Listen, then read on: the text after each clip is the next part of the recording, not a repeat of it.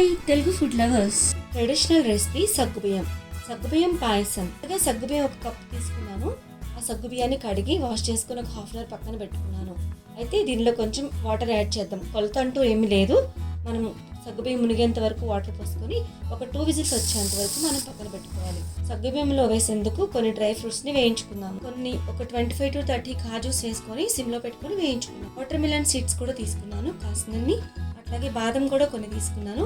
కిస్మిస్ కూడా తీసుకొని వేయించుకున్నాం. ఆఫ్టర్ 3 విజిల్స్ ఎట్లా ఉందో చూద్దాము. చూసారా, సాఫ్ట్గా కాచి చల్లార్చి పెట్టుకున్న ఒక 500 ml మిల్క్ని నేను యాడ్ చేసుకున్నాను. కొంచెం ఎలాచీ పౌడర్ని వేసుకోవాలి ఫ్లేవర్ కోసం. మేము షుగర్ కొంచెం తక్కువ తీసుకుంటామండి. బెల్లము ఒక కప్ తీసుకున్నానండి. బెల్లము చాలా మంచిది కదా హెల్త్కి. వేయించి పెట్టుకున్న డ్రై ఫ్రూట్స్ ఉన్నాయి కదా, వాటన్నిటిని దీనిలో యాడ్ చేసుకున్నాను. చూసారా ఎంత బాగుందో. Thanks for watching. Please like, share and subscribe.